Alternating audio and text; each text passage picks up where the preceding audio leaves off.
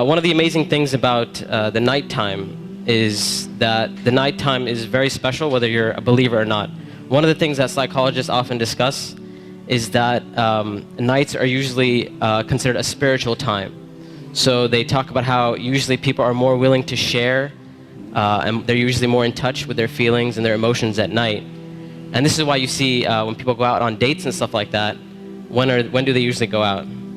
During the day or at night?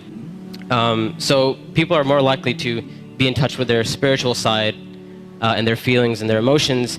And what Islam does is that it takes advantage of this time. So while other people are busy doing other things, a believer takes that spiritual time and they take that emotional time and they devote it to their Lord. And one of the things that the scholars often talk about is that the night is a testimony of a person's love. So whatever a person loves, you'll see that they'll usually devote their night to that. So if a person's only concern in life is to have fun and party and maximize pleasure, they'll spend their night trying to do that. If a person's concern is their afterlife and their love for Allah, then they'll spend their night in concern about their akhirah. And they'll spend their night devoted to Allah Azza wa Jal. As Allah Azza wa said, وَالَّذِينَ آمَنُوا أَشَدُّ حُبًّا لِلَّهِ. That those who believe, they're stronger in their love for Allah Azza wa Jal. It's no secret, it's no surprise that our ummah today, our nation today, is not doing too well. And I hate to be negative, I hate to be negative about issues, but this is just a reality. And the point isn't for us to become depressed and say we're a goner and there's nothing we can do. The point is, how do we bring ourselves out of this situation, and how do we become like the companions radiallahu ta'ala anhum?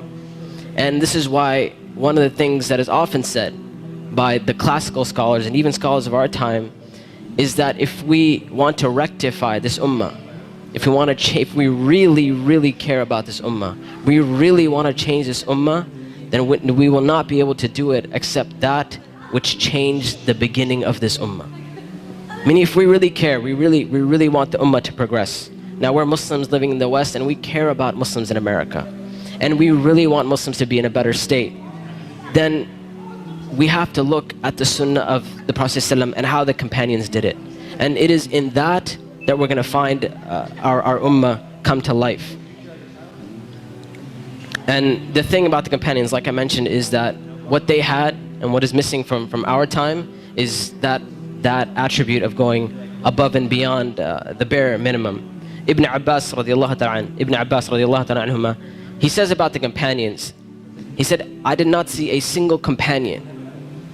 He said, I did not see a single companion except that they would take something from the night. Meaning they would pray some type of Qiyam ul-Layl.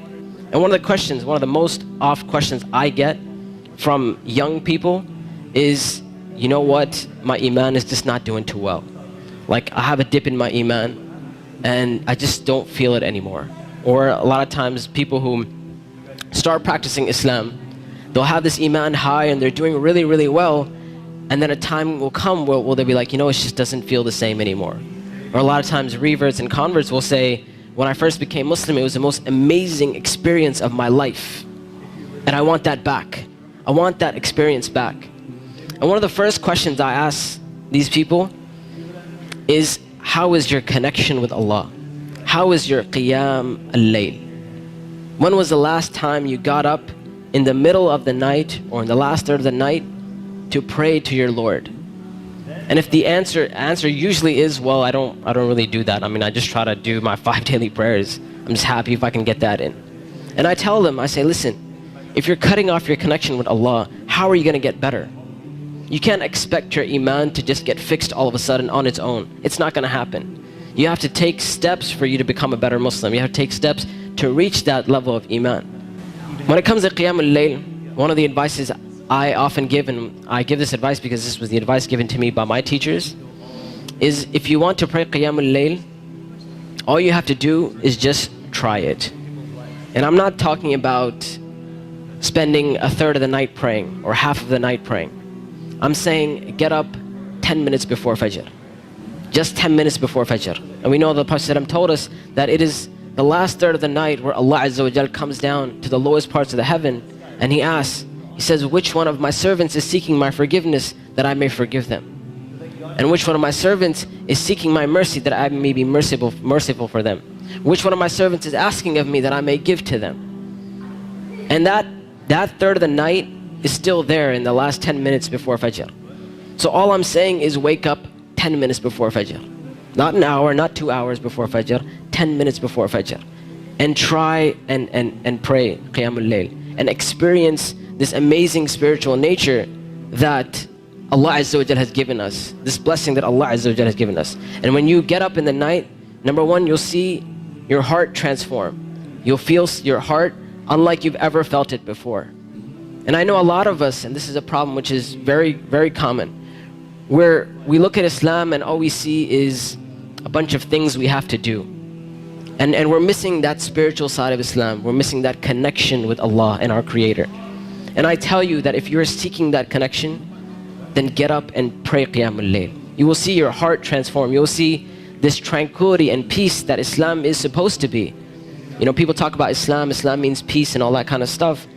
If you really want to experience that, get up in that last third of the night. Get up for 10 minutes and you will see that peace and tranquility descend upon you.